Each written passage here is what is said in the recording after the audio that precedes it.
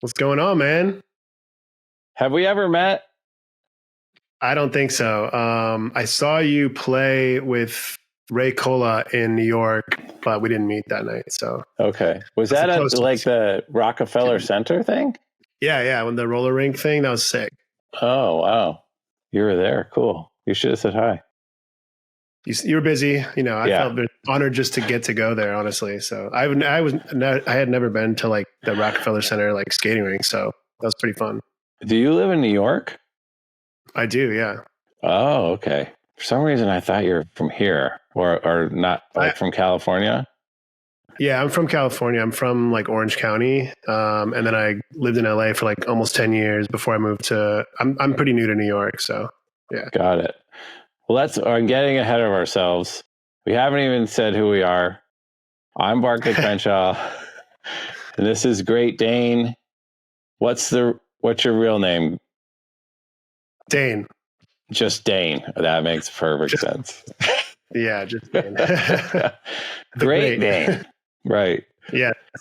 That's funny because my auntie, my wife, when she was a kid, she has three sisters, and they used to always tease her, and she nicknamed herself Auntie the Great. But nice. Anyway. And that's why you hit me. That's why you hit me up. No. That's not. It's nothing to do with it. I like the music. No, thank you. Honestly, I'm honored. Like, I mean, I think someone said something about you like liking my stuff like a couple of years ago or something, and I was like, holy shit! Like I didn't expect you to even know who I was, so it was pretty cool. Yeah, so I was always following like Low End Theory. I went to a lot of Gaslamp Killer stuff and like Fly Low and all, and I was always like just dipping my toe into that, and I would see your name pop up. So that's how I found out about you, just popping up through that circuit. I don't know how much you were involved in that circuit, but that's kind of how I was just digging for music, basically, because I was like, oh, who's making all this shit? Yeah, no, that's definitely a huge part of like, I mean, my whole career started at Low End Theory, so that makes sense. That's cool. Yeah. Awesome. I got to play it once, but it was like, I feel like it was slightly past the heyday, and they had these crazy noise restrictions, and it was like right at the tail end. Like outside. Yeah. Like I feel like they started doing like outside, like they had to stop at a certain hour or something. So yeah. It was great, but it was fun. It was cool. I really liked that whole thing, and that's kind of not around. I mean, it is around. It's here or there, but it's not a thing anymore in Los Angeles, I would say. Would you agree with that? Yeah, I mean, it literally isn't. Like they stopped doing Low End Theory, but Daddy Kev started like a second one. I kind of forgot what it's called. I haven't been in LA for like 3 years, so it's like I think it's now I'm like feel bad because I'm forgetting what it's called. But he definitely has like a newer thing going on. But yeah, I just talked to him like a month ago. Forgive us. We'll put it in the comments, but there is a party for you to go to, and Daddy Kev is awesome, and he is running a new party that's more up to date or whatever you might call it, and it's in some theater downtown, and he told me all about it, and of course I forgot as well because I've been before. It's really fun. I played kind of like a little like secret set once, like I wasn't on the bill or anything, but it was cool, man, and I'm pretty sure they're still doing it. So yeah. Funnily enough, Daddy Kev is the person that distributed my first album in 2017. Because because I was like, who's going to do this? Because I don't know anyone who's into this except for Sander Eprom, who basically got me into it. And so that's how that came out. And on Alpha Pup? It wasn't on Alpha Pup. We made our own little label that had one release called Sticks and Bricks. Nice. I'm trying to drop on that label, bro. There's nothing. Let me be number 2. It's not a label. It is a label, but whatever. Yeah, I feel you. So I also started an imprint under Alpha Pup, and like it's kind of like a label, but I mean, it exists, but really it's just been like a place for me to drop all my stuff for the last couple of years. And I put out one other person's EP, this dude Samson, who, you know, he's like my brother. Like I definitely want to keep doing stuff with him, but I haven't really attacked it like a label, you know. But that's cool. What's you grew up in Orange County? Is that kind of where you're from? Yeah, I'm from Fullerton. So okay. Right. You're from California as well, right? No, I'm from Michigan, Detroit area, but then I did all of Dirty Bird in Oakland and San Francisco. Yeah. Okay. Yeah, you just seem like such a California boy. Like everyone in California like looks at you like you're God. So I just assume you're from there. Well, I'll take that, but I don't know if that's true. But yeah, we did a big thing like that. Our whole thing with San Fran, the free parties were all in San Francisco. All the barbecue events and all that stuff was all up in San Francisco. And then eventually I moved to Los Angeles. And right now I live in the Valley. Okay, cool. Where I can just work because you get a lot of space out here. It's not necessarily the cool part of town. Yeah. But I'm like past the point of being cool. You get to be cool going out every night for your job, so you can go home to the Valley. Right. It's funny. There's a promoter that I worked with when I was doing Club on Stroke, and his whole brand was like "Nuke the Valley." Oh my God! It made me laugh every time. Yeah, that's pretty funny. Richie Panic. Big up to Richie Panic. Richie Panic. Don't nuke the Valley, though. No, don't nuke the Valley. And Barclay Crenshaw's there, so right. Don't kill me. Let's leave it alone. So cool. I liked your album. It was called something Iguana. Epsilon Iguana. Epsilon Iguana. Of course, it's a hard one to remember, but it was cool. And thanks, man. That's kind of why they were saying, "Who do you want to come on tour?" And I was like, "Oh, this guy's cool." Dude, that means the world, man. Like that's, you know, I wrote it kind of like, you know, it's like a big emotional like release for me, but also like, you know, hopefully getting attention from people like you. So that means a lot that you felt that way. It's great. Great. And you're going to be on, I had the notes here, but then the program crashed like 4 times. And then now I don't have the notes anymore, but you're going to be on Denver, which is sold out. So you're kind of out of luck if you didn't get tickets to that one. But what are the other ones? Denver, Detroit, and Austin, and then now like the Caverns too. So right, Caverns just went up. That's in Tennessee. That's a really inside of a cave. Detroit is going to be awesome. That's where I'm from. What was the other one? Austin. That'll be great. Austin, yeah. Okay, cool. Fun. And then I'm going to probably come bother you when you're in New York as well, just because I'm here. Right. I probably should have known that, and then I would have, whatever. It's too late now. It's all, I would have figured. Good. I'm not always on top of it. Dude, I mean, the fact that you know who I am is all I think that's amazing. Okay. So thank you. God, if I had my record box open right now, I could dig up this track that I probably played of yours like 100 times, but I can't remember. It is really like, really, really swingy. Like, you know, like when the beat is like, I don't know. I'll tell you later what it is. I can't remember, but I'll put it in the comments. Just like all the other details. I'm actually very interested because I want to know like which track. Oh my God. Are you going to make me look it up? I kind of want you to look it up. Yeah. Really? This is like the dead time of the interview that I edit out later. No, it's not that. No, it's not that one. It's this one. Like, Ice in My Cup. Oh my God, dude. Yeah. That's crazy. That song doesn't even like. This one's the beat is so weird and like, yeah. Dude, that one doesn't even like exist anymore. Like, by the way, no one's going to be able to hear it because of all of our noise cancellation features that are on here, but go check out Ice in My Cup, Great Dane. I've been playing it for years. That's what I'm saying, because I don't even know if that's out anywhere. I don't even know if it's on my SoundCloud, so I got to go make sure that's like somewhere. And It's probably deep in my SoundCloud. I like it because I was just having this conversation earlier today where I think people are getting too perfect and stuff is sounding really, really perfect. Yeah. And I was like, man, I don't know if I think that works, but it's harder to connect with emotionally. Yeah. It's like there's something about going to like Cuba and like the fucking cowbell's just a little bit behind and everybody's like, whoa.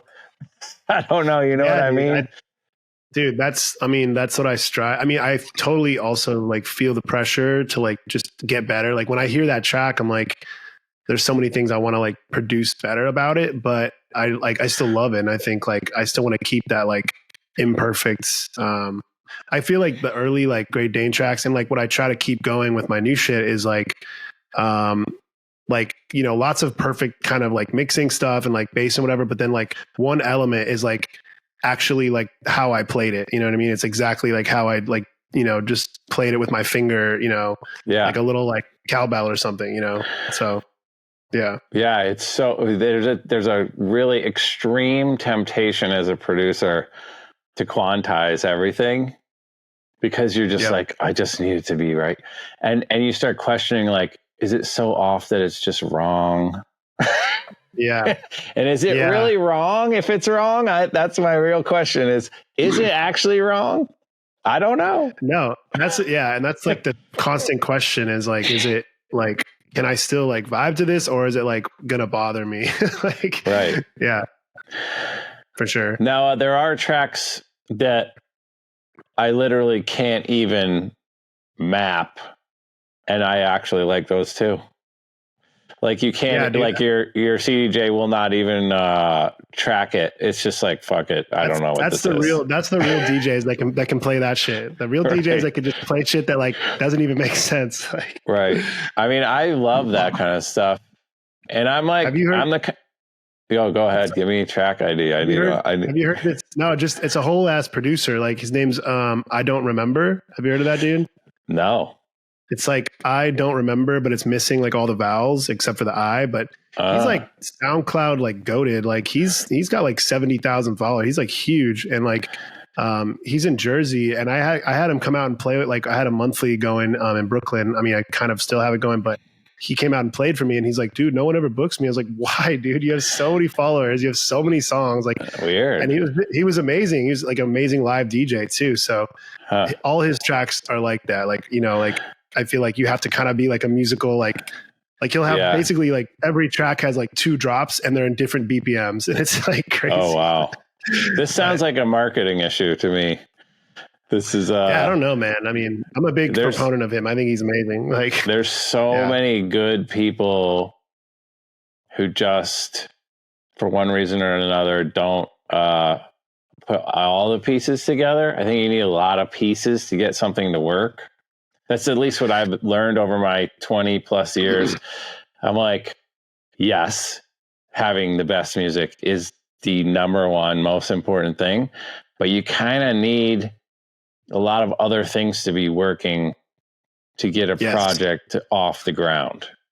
Definitely. I'm like just now like figuring that out. Like I feel like I've had like kind of success along the way, but I've never like honed it into like, you know, one, you know, perfect like thing. And I don't know, sometimes the best artists like that I like also do that, but then it's like, what's your end goal? Like, do you want to be, you know, successful and like chilling when you're old, or do you want to be grinding like forever? So it's like, I kind of have to like figure out the formula a little bit. Yeah.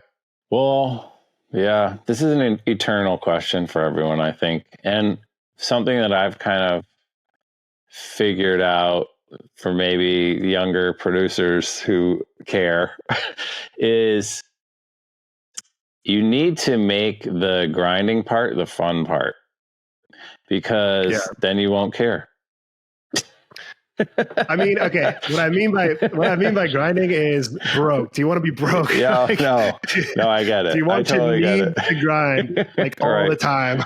Yes, I get it. Yeah, but I know what you mean. I enjoy it for sure. It's just like, you know, when it's like, it's not an easy business. Definitely not. No, but sometimes I can't stop. I mean, no matter what, I'm going to be making beats. Like, I feel like it's those are the kind of people that like everyone I look up to is like that. Like it's in their blood. Like they're just never going to stop, you know? Yeah. Like Carmack will go dormant for like months and then all of a sudden put out like 10 random songs. And it's like, yep. Like I had a feeling he was working on something like, you know, Carmack. I love that guy. Yeah. Yeah. Yeah. He was on my first album and he just came over to my house. And normally when someone comes to my house, this is a funny-ish story. Normally when someone comes to my house, our dog goes crazy because it's such an annoying like little dog. And he came over and our dog loved him and was super chill. And so we called that track. We called the track "My Dog Knows the Truth." I like it. I like that. That's on your first album? Yeah. Super chill out, like lo-fi track. Yeah. Damn, that's sick. I didn't know that. I got to find that track. Splice. Are you still there? Yes, I'm still there. I don't know what we were talking about. Well, what is your background? Like, did you take any music lessons or anything like that? Yeah, I have a pretty big musical like childhood. My dad's actually like a pianist. He's like an incredible pianist, and he was like a music major in college. So, and then he was actually the music pastor of my church when I grew up. He was like he would lead like the songs and stuff. And I was a pretty talented singer as a kid. Like that was my first thing I did was like sing. And I started getting like a lot of solo stuff. And then I started doing like professional musical theater things. Like, I don't know. It's kind of like my childhood versus like my adult music life is like totally separate. But yeah, like I was in like this big show at like California Adventure and at Disneyland. I like starred in this show for like a year. And that's basically that's what I thought I was going to do, is just like pursue Broadway. Like that was literally like, if you asked anyone what they thought I was going to do with my life, like it was just like a no brainer, because I was just like doing good at it. I was doing well. And then I went to school for classical voice. Like I went to Chapman University for, opera basically. And they kind of beat it out of me. Wow. I mean, not really, but I never really wanted to do opera. Like I was always more into like pop and like musical theater stuff. And like, also just like, once my voice changed, like kind of everything changed. Like I think I was still a good singer. I still had a really good ear. And I think my ear is definitely why I'm good at production, is like all this stuff I did as a kid. I kind of like trained my ears, but my voice just couldn't really do, like, it wasn't as effortless as it was as a kid. So I just kind of like slowly, I fell out of love with like the idea of like auditioning for people for the rest of my life. I just was like, it just felt like kind of like endless, I was like, I'm always just asking someone else for approval. And then I met my friends like Henry and Preston, who'd started this group Virtual Boy at Chapman. And then we started like Team Supreme kind of like right after Chapman as, young producers. And then that like pretty much was like a big pivot for me, just to like stop auditioning and stop basically singing. I mean, I'm starting to sing on my stuff now. I mean, there's some stuff I'm singing on my album, but it's different, it's more like songwriting versus like being like a trained like singer, but that was going to be my next question, is when are the songs coming out that you're singing on? Because it seems like an obvious progression, but it's also, you heard them already. If you like the album, and then there's like 4 on there. So yeah, probably the ones you skipped. No, that is one of the draws of electronic music, I think, is that a lot of people feel like everything requires so much external approval, or like it's almost like getting a job every time and like auditioning. And my son is basically applying to music colleges right now. And I see exactly what you're talking about with like, I don't know, maybe it's the best decision. Yeah, no. And I was, I was joking about them beating it out of me. I had a really good time at Chapman, and I actually had like this awesome experience in like a cappella groups. Like I was like the music director of my a cappella group. And that actually led to me making arrangements, like actually making sheet music. And that was like, before I ever made a beat, I was making sheet music. And I feel like that was kind of like my progression into production, was like, you know, it was the first thing I ever wrote down instead of just like singing something. So, you know, I definitely credit Chapman as well. Like it was a really good school, but I just, you know, didn't really vibe with like, I didn't want to pursue opera or even like musical theater. I mean, I live in New York now, and I have students, like music production students, who are literally like on Broadway or like, you know, Broadway adjacent. And they're like, how do we make beats? You know? Really? So it's like, wow. It's crazy because it's like, I've had discussions with them. They're like, yeah, like, you know, it's still a grind. Like it's cool and it's prestigious, but it's still not like pursuing your own music, you know, like it's different. So it's, yeah. I see what you're saying. I'm kind of like, even now I'm like, how am I going to release all the tracks that I just want to put out? There's always some sort of roadblock. So like, even for me, I'm like making this plan where I'm going to release a track every 2 weeks, but I'm like, how am I going to do that? Do I have to talk to like 45 different labels, or am I just going to post them up? Like, you know what I mean? Like, it's an endless it's an endless thing, but I definitely think like if it's good, like people are going to find it, especially like at your level, like they're going to hear about it at some point. Like, hopefully. We never know. I was just bumping your new stuff today, and like I fucking love it, man. It's thanks. Cool. Yeah. Thank you.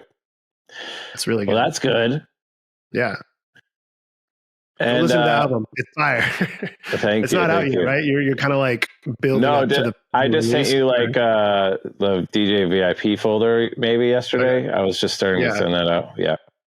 So yeah, I'll just send you the whole album. I don't know why I didn't just send you the whole album, but I feel like I'll probably play out ones that you don't expect, because I play like pretty mellow stuff sometimes. So yeah. Well, this is one of the other points of the tour. So I think that some people have seen me play these very specific sets, like at Wakan or with Of the Trees and stuff. And they might be thinking, oh, this is going to be like Barclay's version of it. Barclay's dubstep takeover. Yeah. and I'm like, yeah, there'll be like some dubstep tracks in there, few, but I specifically don't want it to be like this. It's not a tear out dubstep tour. Let's definitely put that out there. You're not going to be like dye sublimated basketball jerseys every 10 feet. So like I booked Tie-Dye Kai and Great Dane and Librarian, and like, yes, some guys. I've tried to pick the people that play harder, who are like super creative, like Liney, and they're, you know what I'm saying? Like, it's not. No, I mean, the fact all that you over booked the map.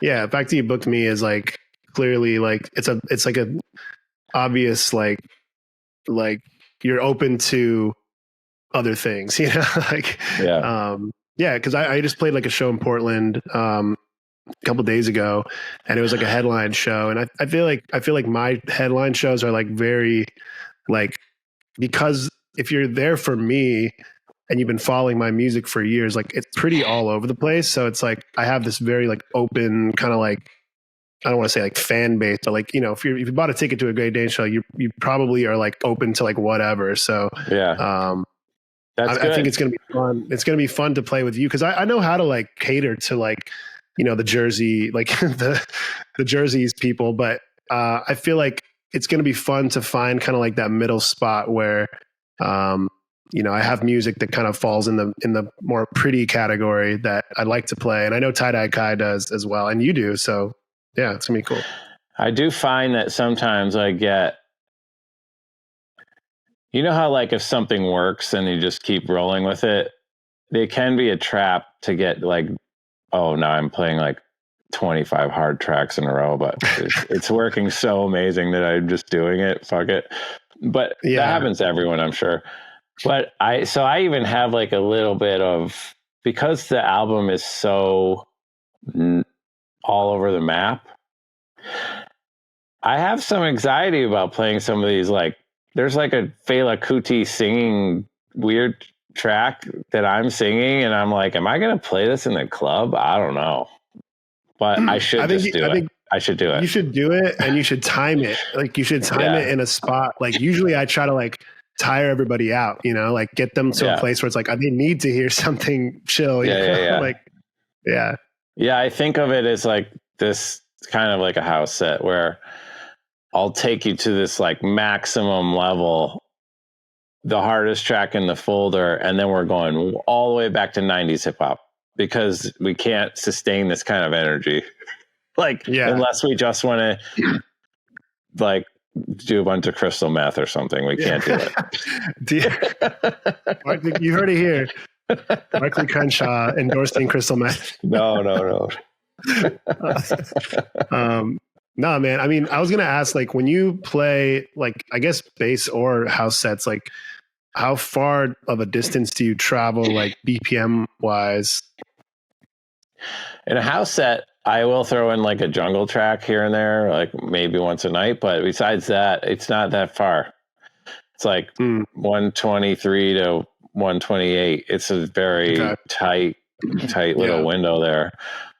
And then maybe 130, but like not much past that. And then this set, I don't give a fuck. Like, I'll go 60 BPM to like 220. Nice. Yeah, that's, I mean, my sets are pretty chaotic. Like, I'm usually going all the way around. Like, whatever I start at, I go all the way up and then back around to that usually. If it's a long set, I'll do it like twice. Like, yeah. So let me ask you, do you have any advice? Because I'm always like, man, the transitioning between the BPMs is so irritating, and like, you just like wash out, spin, backspin, pitch tricks. Like, I don't know. I'm always trying to think of some way to do it where it doesn't sound like I just suck. I think I embrace the suck, actually. No. Yeah. Sometimes I have like there's like some songs I have that I know that like the song itself will do that. It'll like there's this Bauer track that's pretty sick. That's like, it's called Wait From Me. And it goes from like 90 something to like, or I forgot what it does, but it jumps like 30 BPM in the song. Oh, so that's cool. And there's a couple other songs I have like that. But other than that, like, I just kind of like approach it like almost like the beat sets. So I used to play like low end, where it's like, you know, if I'm sick of this, like, I'm kind of bored of this BPM, like, fuck it, like run it back, get on the mic, like, yo, how you feeling? Totally new BPM, you know? Like, so that's a good idea. I don't usually, so that's another major difference in house sets. You could almost not even pay me to talk. Like, I will not talk. If I don't have to talk, I am not talking. Yeah. But in this, I feel like I respect that. That's cool. In this, I feel like maybe there's a little talking to be done. I think it should be the Barclay talking tour, the TED Talk. I mean, I honestly remember seeing GLK in Miami, and he was so good at talking, like just dropping it and just saying one word and being like, "What's up there?" Whatever. Yeah. But anyway. No, yeah, and like in Brooklyn, like I was in my first 6 months in Brooklyn. I was in Bushwick, and it's a very like Dominican Republic, Puerto Rican neighborhood, and like I started like looking at like my barbershop has like these like YouTube videos on all the time that are just like those guys like DJing, and it's like the mic is so like they're on the mic like every song throughout the song. Like it's like it's such a cool energy, and the way they even mix it is crazy because it's like almost like peaking, but it's like perfectly mixed, like, and they're just like, you know, like like they're just hopping in there all the time, and it's so fucking cool. I love it. Like, so I think there's room for that, you know? Yeah I think that's a little bit of practicing away for me, but we'll get there someday. It's like almost like I also don't want to be the guy who just talks. Like, I've seen sets at bass shows where I'm not even joking. Like they'll stop every track like they're in a guitar band and tell you about the next track and like why their girlfriend appreciated them writing this track or why they were on some trip to like Idaho and they saw a squirrel and that's why they wrote this track. And you're like, okay. You're like, I thought you were a DJ, bro. Right. No, I definitely had a moment where I realized like, cause I was kind of like probably guilty of that a little bit when I first started DJing, like when I was 21, 22, like I was just so hype on like people like being there to hear my songs. I did this song here. I did this song. And then I kind of just started like noticing as an audience member when I saw DJs that I really liked when they just kind of like let the music speak for itself. And then like if you don't talk for a while and then you do say something, it means a lot more. So I found like I've started to find kind of like that middle ground, I think. But yeah. I mean, my philosophy in house, which is a very old school philosophy, was always if the producer didn't make this track good enough to play by itself without me talking or dropping some extra beat or an acapella over it, then the producer did not do a good job for me to put this in my folder. Like fair enough. Like I was ruthless on the folder A&R. Damn, that's so valid, you know. And usually I feel the same way, but it's usually like my song. I'm like, this isn't good enough. Like, right. You know?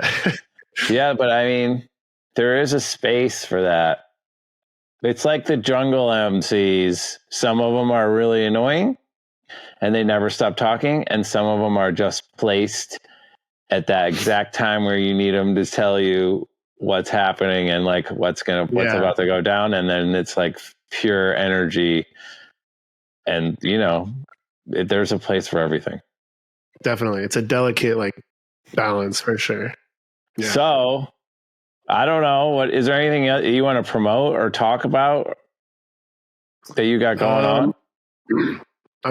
I think my like release plan this year, at least for like right now, is going to be like SoundCloud, like remixes. Like I'd love to put them out for real, but they're just, you know, I'm never going to get clearance. So I'm just going to drop a bunch of like things that I'm going to play on tour basically. So I feel like Epsilon Iguana was like a big, you know, artistic statement for me. And, you know, now that I'm kind of like touring more, I just really want to I kind of want to get back in the game as far as like, you know, I want to compete with like Liney. Like I'm coming for you, Liney. I'm gonna like, I love Liney. Like he's like my favorite, like, you know, we're homies. And like, I think I've told him this to his face. I'm like, I love you, dude, but I'm going to compete with you. Like I'm like, you have sparked something in me that's like, makes me like, remember what it was like at the beginning when I started producing, where it was just like, you want to be king of like the remixes. You want to be king of SoundCloud. So like, I've kind of let that side of myself go. And I kind of want to like, just focus on that for a little bit and just like try to get some really dope, like remixes out. So yeah. Anyway, whatever. Big up to Liney, who I can hear it in his tunes. He's like just bursting at the seams. Yeah. Just popping off. He's like EPROM with hooks. Yeah. He's exactly like my like cup of tea. Like he's got like, I mean, obviously he's got the like heavier, like noxious dubstep stuff, which is, I'm super like stoked that like that has kind of put him on the map a lot more than he was. But the other shit is like, you know, my favorite, like the more melodic, just like simple, like Jump Bros and like all the like simple, clean, like club bangers, you know, like I love that shit. Yeah. Yeah. He's definitely talented. Hence, he's on the tour. There you go. Anyway. And I might play some Liney tracks as well. I definitely will. We'll have to discuss it in case you're going to play them too. No, I never do that because I'm always like, you know what? If you play it before me, good on you. Unless you just go out and play my whole album, I don't give a shit. Like, and even if you did, I would still figure it out. Yeah. I am never the guy that's like, you can't play that. No, I mean, I think, if it's good. It's not a way to be. Yeah. And I'm also, when I came up, this is another thing that I think is a problem in the industry. Just to get all of my when I came up, I went to tons of drum and bass shows. Like in San Francisco, there was this party called Eclectic, And if there was a hot track, you heard it 7 times. Yep. You know what I'm saying? So this thing about like, no, we could never. No, you're good. You're good. Totally fine. No, I was gonna say I just saw R.L. Grime at in Brooklyn, and I saw pretty much every set. I saw like Rossi, I saw Dead Crow, and then this other guy, and every single person played that new Hamdi, like what's it called? Counting or Swing something. King? Oh, Swing King. Yeah. Swings? Yeah. Literally all of them, including R.L. Grime. And I was like, bro, I'm not mad about it. Like, this is a banger. Yeah, like, it is a banger. So, yeah. So I see what you mean. Big up to Hamdi. I just met him. He's down in Shipwrecked. Yeah. Nice. Really nice. It's funny because you and him, like the track that you liked from me is like at some point might have been purged from my SoundCloud. And then like when Hamdi started like blowing up and shit, like I like went to my DMs to like maybe like ask him something, and I realized I had like ghosted him like 4 years ago, and he asked for another track that I also purged from my SoundCloud. So like I don't really know, like I keep deleting things that these big DJs like, so I don't. You gotta restore the SoundCloud. I know I'm an idiot for sure. It's okay. You're not an idiot. Anyway, before we have another technical meltdown, we're gonna wrap it up. Sounds great, good. Dane. It's been a pleasure. I thank you for coming on here with me, even though my video dropped out like 5 times. It was still fun. Very fun. It was. Thank you for having me on the tour and on this stream. And I'm pretty stoked to see you in, I think Denver is the first one. So yeah, sold out, by the way. So that's awesome. Let's go. So come see us, everybody. We're going to be out there. And go listen to our tunes and whatever. Let's do it. Whatever. Let's go.